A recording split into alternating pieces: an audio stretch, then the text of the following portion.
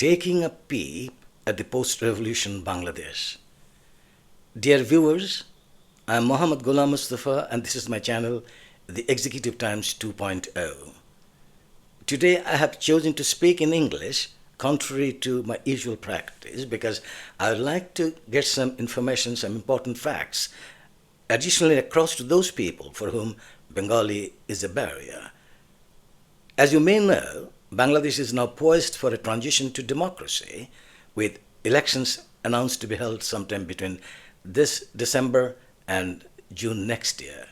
And yet, some issues remain to be resolved that otherwise might jeopardize or delay the election. For example, BNP, the main contender, demands elections take place this December or even before, while NCP, the newly launched political party of the July heroes, insists that the trial of the perpetrators of the July massacre should produce tangible results before any elections are held. Also, it's not yet decided whether Awami League should be allowed to participate in the election. Meanwhile, though, the party is making its presence felt in the streets, albeit sporadically. Well, much as the situation might seem uncertain and perplexing, many people are inclined to believe that the Yunus leverage will have cleared the haze before it is too late. Now, turning to India, the country seems to be still reeling from the shock of having to witness the ignominious downfall of its most trusted puppet, Sheikh Hasina. The country should realize that there is no mending the fait accompli and that Bangladesh is no longer a vassal state. Rather than cultivating animosity, India should try to reap the benefits of friendly relations by engaging with Bangladesh on an equal footing.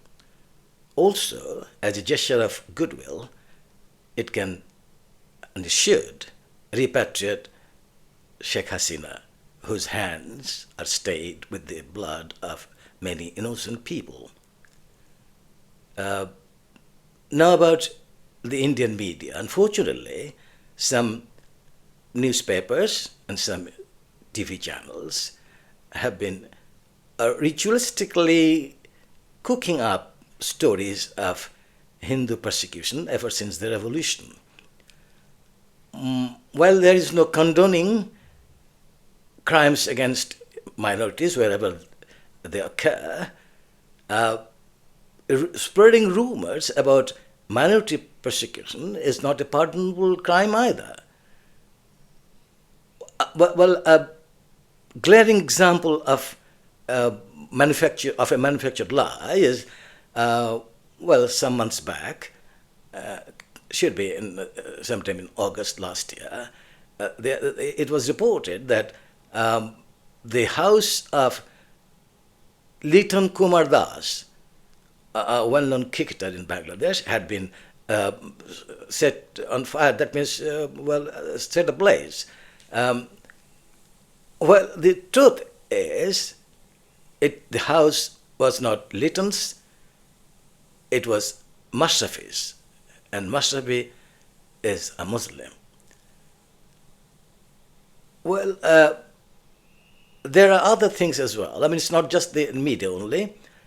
There's an organization called Hindu Buddhist Christian Unity Welfare, something like that.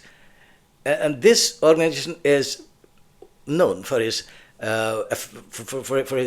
ties with Awami League and its allegiance to India. Well, it came up with a report that from the 21st of August last year to 31st of December last year, 23 murders had been committed, and all these were because of communal violence. But as it turned out, well, all the incidents were related to something else. That means either it was a case, there was a case of altercation, there was a case of land dispute, excessive drinking, family feud, personal vendetta, and so on. And yet, the organization insisted on saying that it was communal violence. It was to do with communal violence. And this is unfortunate, really unfortunate. And what is more unfortunate is sometimes this kind of lie feeds, not always though, sometimes feeds into the pronouncements made by the foreign ministry. A case in point is, an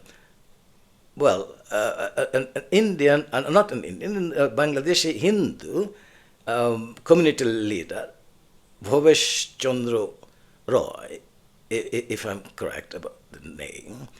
At the death, he died, and it was reported in the media that he had been abducted, tortured, and killed. And no sooner had this been made public than the Indian Foreign Ministry spokesperson, Mr. Ranveer Jaswal, issued a statement that is anything but commensurate with peacetime diplomatic norms. Let me quote him. He said, quote him, "The killing follows a pattern of systematic persecution of minorities under the interim government in Bangladesh." Please notice the word systematic. Well, it is unsubstantiated. Now, this, if the attitude is to develop friendly relations, then everyone should refrain from using this kind of phrase, this kind of sentence, even if it were true. Before issuing this kind of statement, people should think twice and make sure that, yes, it is all substantiated. But before that, the other avenues should be explored in order to solve the problem, rather than state bluntly accusing a particular government of something that it has not done even. Sometimes I wonder why Bangladesh and India are so apart from each other despite their geographical proximity and cultural affinity. Anyway, before I leave, I would rather make an appeal to Aztak and Republic Bangla, the two Indian channels. And here I drone John Donne. For God's sake, hold your tongue and let us live in peace. Thank you.